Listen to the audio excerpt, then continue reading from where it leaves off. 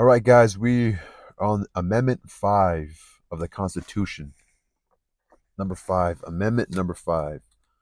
So, the fifth Bill of Rights, still on the Bill of Rights, the first 10 amendments. So, this Amendment 5, written in the same year, 1791. No person shall be held to answer for a capital or otherwise infamous crime, unless on a presentiment or indictment of a grand jury, except in cases arising in the land or naval forces, or in the militia when in actual service in time of war or public danger. Nor shall any person be subject for the same offense to be twice put in jeopardy of life or limb. Sounds familiar, right? Double jeopardy. Nor shall be compelled in any criminal case to be a witness against himself, nor be deprived of life, liberty, or property without due process of law, nor shall private property be taken for public use without just compensation. Ooh, this is a pretty important one, right? Let me read it again. No person shall be held to answer for a capital or otherwise infamous crime, unless on a presentiment or indictment of a grand jury, except in cases arising in the land or naval forces or in the militia when in actual service in time of war or public danger. Nor shall any person be subject for the same offense to be twice in jeopardy of life or limb, nor shall be compelled in any criminal case to be a witness against himself. So it's like having proper representation in the court of law, nor be deprived of life, liberty, or property without the due process of law. So due process of law, having your day in court. This is very important. Nor shall private property be taken for public use without just compensation. So let's see the breakdown. Reflecting long-standing traditions of English common law, as well as the American perception that the British had violated those traditions in the years leading up to the American Revolution. The Fifth Amendment requires that people charged with capital crimes, i.e., a serious crime that falls under the jurisdiction of the federal courts, be first presented before a grand jury.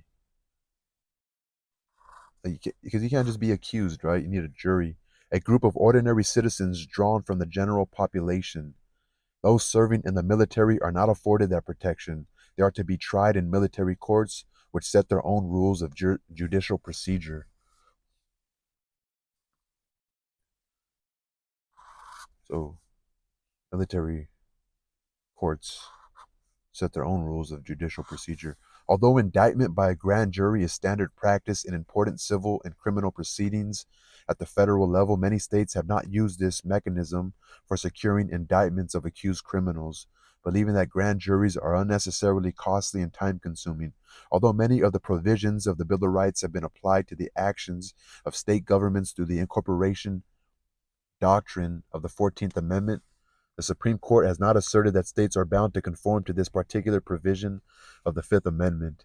The provision of the Fifth Amendment preventing double jeopardy stipulates that individuals cannot be tried for the same crime more than once. But it's kind of dumb because if somebody's convicted of a crime and later on, because technology changed and now they have fingerprinting and forensic science has developed and advanced so far that we could figure out, by DNA and things like that, by science, and then they let them out. Well, that should go for the same if somebody gets away. I'm sure they do that, but it just would make sense if somebody was found innocent, but later on because of science, you get evidence that they're guilty of it. They should go to jail and be tried. If a defendant is acquitted of a crime, the government does not have the right to prosecute that individual again. And if a defendant is convicted, the government may not impose multiple punishments for the same crime. The phrase taking the fifth refers to the provision of the Fifth Amendment ensuring the right against self incrimination. Oh, taking the fifth, right? So the phrase taking the fifth, I plead the fifth, refers to the provision of the Fifth Amendment ensuring the right against self incrimination. Where does it say that right here?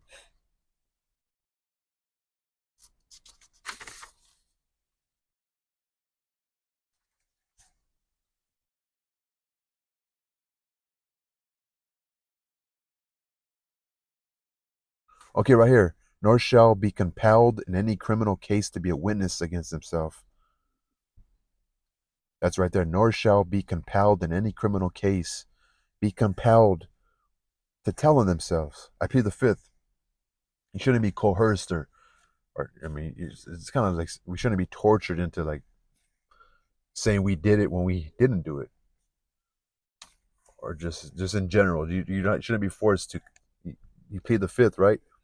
The right to refuse the answer, the right to refuse to answer questions in court that might lead either to indictment or punishment for an alleged crime. Finally, the Fifth Amendment contains a very open a very open-ended guarantee echoing the words of the preamble of the Declaration of Independence that no person can be deprived of the fundamental rights of life, liberty, or property without due process of law. The concern for protection of property is further emphasized in the prohibition of the taking of private property for public use without just compensation. In fact, federal and state governments have often taken control of private property, for example, for the purposes of building a highway or some other necessary public work by using the doctrine of eminent domain. In those cases, the owners are compensated for the value of their property, although in many cases not without significant litigation. Like they fight against it, like, no, no, I don't want to move. I don't have to move. But the eminent domain, I don't know where the hell that comes from. I guess,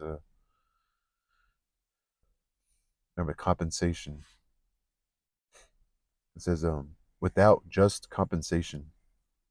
So that's amendment number 5. I plead the fifth, right? Due process of law.